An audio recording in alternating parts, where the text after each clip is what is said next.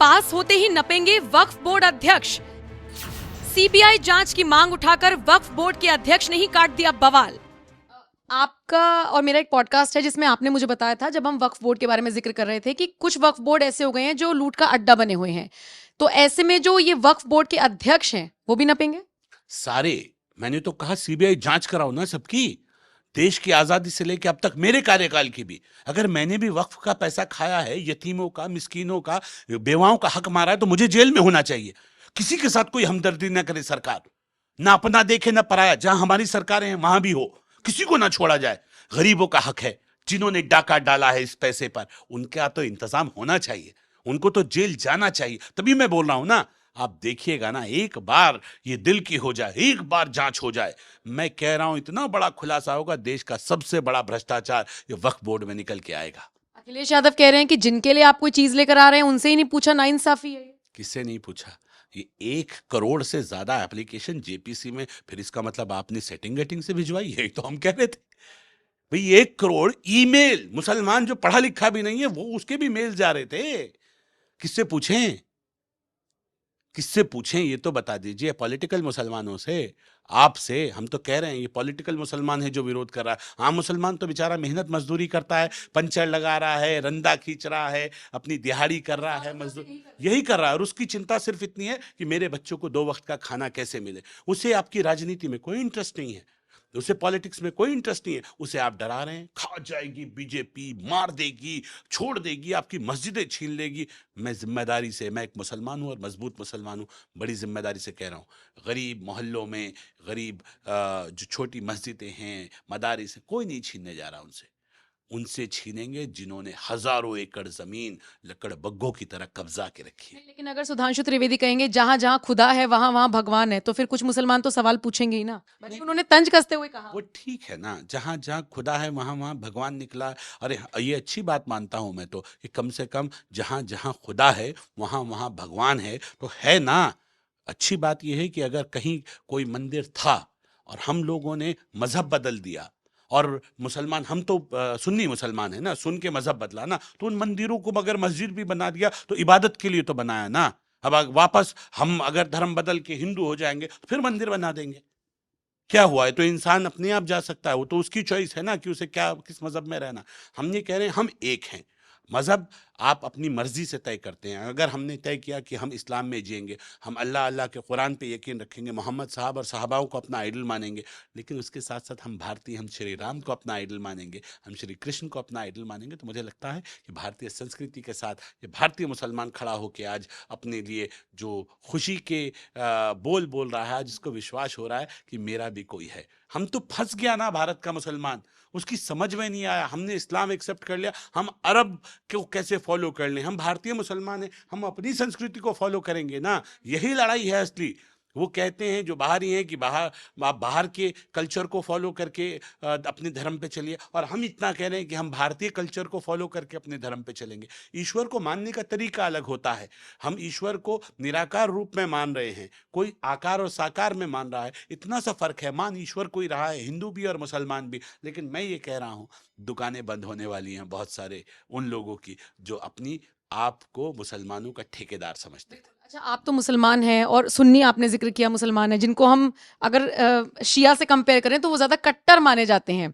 लेकिन लेकिन सवाल मेरा ये है कि गौरव गोगोई ने कहा कि नमाज नहीं पढ़ने दी जा रही है, भेदभाव वाली राजनीति हुई, ये सारे मुद्दे वक्फ बिल के बीच में क्यों लाए गए? नहीं, तो हम कह रहे हैं ठीक तो लाए हैं। वो कह रहे हैं कि हाँ, नमाज नहीं पढ़ने दी जा रही। कहाँ नहीं पढ़ने दी जा रही? रोड पे। तो फिर मस्जिदें किस लिए हैं अगर रोड पे नमाज पढ़नी है तो? मस्जिदें, ईदगाहें, मेरे यहाँ देहरादून के अंदर हमने 2 बार ईदगाह के अंदर नमाज की। ईदगाह इसीलिए होती है, साल में 1 बार नमाज हो रही है, अगर उसमें 2 बार नमाज हो जाएगी तो क्या दिक्कत आ रही है? क्यों पढ़े रोड पे? कितनी अच्छी बात है। पता नहीं कौन एम्बुलेंस में जा रहा हो, किसी को क्या जल्दी हो, क्या दिक्कत हो, हम एक अच्छे भारतीय हैं, हमें औरों की भी ख्याल रखनी है। हम कह रहे हैं कि भाई ये आप रोड छोड़ के नमाज पढ़ लीजिए, इसमें क्या बुराई है? देश का कानून तो सबके लिए। अब कह रहे हैं कि नहीं, ये पक्षपात हो रहा है कि वक्फ बोर्ड के अंदर 2 गैर मुस्लिम रखे जा रहे हैं, हिंदुओं को अलाउड कर रहे हैं कि आप तो रोड पे, महिलाओं को उसमें महिला, औरों के यहाँ तो नहीं कर रहे हैं, हमारे यहाँ क्यों कर रहे हैं? मुझे लग रहा है ये चाहते हैं दिल से, इनकी जबान पे सरस्वती विराजमान हो गई है, ये सच बोल रहे हैं, ये चाहते हैं कि यूसीसी लागू कर दो। चलो कर दो यूसीसी लागू। एक वन नेशन वन लॉ, सबके लिए एक जैसा। पूछ लीजिए ओवैसी साहब तैयार हैं, पूछ लीजिए कांग्रेसियों से तैयार हैं, पूछ लीजिए जमीयत उलमा हिंद से तैयार हैं। लाते हैं ना वन नेशन वन लॉ, सबके लिए एक जैसा कानून करो तय, कोई नहीं पड़ेगा रोड पे, आ जाओ, न तुम न हम।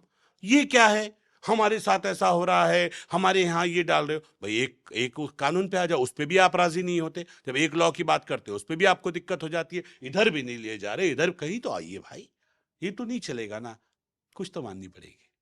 एक सवाल ये कि जो जितने भी लाख की प्रॉपर्टी थी हेक्टेयर, इसका क्या होगा? ये रेट्रोस्पेक्टिव तौर पर इसको लागू किया जाएगा या फिर जब से लागू होगा आगे के लिए होगा? अब तो जब से लागू होगा आगे के लिए होगा, पिछली संपत्ति का क्या होगा? उसी को तो डेवलप करना है। अब सरकार ने कुछ प्लान बनाया? हाँ बिल्कुल प्लान है सरकार के पास, देखते रहिए मोदी जी के पास। मोदी जी बिना प्लानिंग के कुछ नहीं करते, ये मोदी सरकार है। हमने कहा ना गरीब मुसलमानों के अच्छे दिन आने वाले हैं, और हम तो एक कदम आगे बढ़ के बोले हैं ना, हम पहले ही बोल जाते हैं। तो हमने तो कह दिया उत्तराखंड के अंदर कि अब गरीब मुसलमानों को आवास देगा वक्फ बोर्ड। बनाएंगे ना, सरकार के साथ मिलकर बनाएंगे आवास। जो बेघर हैं, जिनके पास घर नहीं है, जो गरीब हैं, जो जरूरतमंद हैं, जो बेवाएं हैं, जिन बहनों के पास कुछ नहीं है, जिनके सुहाग उजड़ चुके हैं, जो बच्चे यतीम हैं, करेंगे ना उनके लिए। इसी दुनिया में जन्नत कमाएंगे। घर से मस्जिद है बहुत दूर, चलो यूं कर लें, आओ किसी रोते हुए बच्चे को हंसाया जाए। उस वाली लाइन पे बढ़ेंगे ना। जो दर्दमंद है, वो एक गाना था ना, किसी का दर्द मिल सके तो ले उधार, किसी के वास्ते हो तेरे दिल में प्यार, जीना इसी का नाम है। उस पे चलेंगे ना, ईमानदारी से चलेंगे ना। इंसान अगर इंसानियत को शर्मसार होते हुए देखता है तो वो इंसान नहीं है। जो दर्द समझता है, जो गरीब की का दर्द को महसूस करता है, उसका नाम मोदी है। चलिए शुक्रिया। तो उत्तराखंड वक्फ बोर्ड के अध्यक्ष शादाब शम्स को आपने मेरे साथ सुना, उनके विचारों को आपने जाना। क्या है आपकी राय? कमेंट सेक्शन में अपनी राय हमें जरूर दीजिएगा। नमस्कार। एक बहस और छिड़ गई है। मैंने योगी आदित्यनाथ का एक फैसला सुना जिसमें उन्होंने कहा कि सारे जिलाधिकारियों को निर्देश दे दिए हैं कि आप एक अभियान चलाइए और पता लगाइए कि जिनके आंकड़े नहीं हैं, जिन जमीनों का कोई लेखा जोखा नहीं है, अब उनका पता लगाइए। यानी अब अगर उन पर चलता है बुलडोजर तो एक नई बहस शुरू हो जाएगी। नहीं, बात यह है कि पता लगाने का मतलब ये नहीं होता कि सरकार छीनने जा रही है। नहीं, कुल मिलाकर 1 लाख समथिंग का ब्यौरा बताया गया है वक्फ बोर्ड की तरफ से, जबकि ओरिजिनल जो रजिस्टर्ड हैं वो कुछ हजार ही हैं। मैं ये कह रहा हूँ वो बिल्कुल ठीक है। रजिस्टर्ड तो इन्होंने नहीं करने दी ना, कांग्रेस के नेताओं ने। इनकी नीयत तो खुद खाने की थी, ये खुद अपने खाने के चक्कर में रजिस्टर्ड नहीं करने दिया। 9 लाख में से 3.5 लाख रजिस्टर्ड हैं सिर्फ, तो ये बाकी कहाँ हैं? अभी ये आप खोलेंगे। मैंने कहा है कि सीबीआई जांच कराओ, वक्फ बोर्ड हो। देश की आजादी से लेके अब तक सीबीआई जांच होगी तो बड़े बड़े कांग्रेसी, बड़े बड़े सपाई, बड़े बड़े मगरमच्छ, ये वक्फ माफिया जेल जाएंगे। इन्होंने खाया है, इसीलिए तो चिल्ला रहे हैं इतना, इसीलिए इतना हंगामा है कि जाने नहीं देंगे, जान दे देंगे, जेल चले जाएंगे। आज से पहले तो कभी जेल नहीं गए, इतनी चिंता इसलिए क्योंकि मालूम है भेद खुल जाएगा।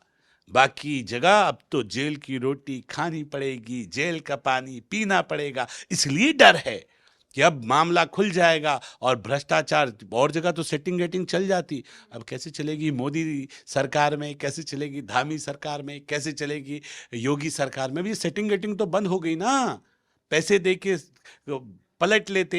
अब तो बात सच दूध का दूध और पानी का पानी हो के रहेगा। गरीबों को उनका हिस्सा मिल के रहेगा, इसलिए चिल्ला रहे हैं। अब कह रहे हैं, आधे तो कह रहे हैं अरे मोदी सरकार इतनी हमदर्द कब से हो गई मुसलमानों की। मोदी सरकार मुसलमानों की हमदर्द नहीं है, ये चश्मा हिंदू और मुसलमान का तो आपके पास है। वो तो ये कह रही है अंतिम छोर पर खड़े हुए व्यक्ति का विकास करना है। अंत्योदय वाली जो भावना पंडित दीनदयाल उपाध्याय जी की थी कि कोई भी हिंदू और मुसलमान के लिए, पंडित दीनदयाल उपाध्याय जी ने कहा कि एक माँ के 2 जाया हैं, ये भी तो हमारी हैं। देश को अगर विश्व गुरु बनाना है तो इस गरीब जो मुसलमान है इसको भी मुख्य धारा में जोड़ना पड़ेगा।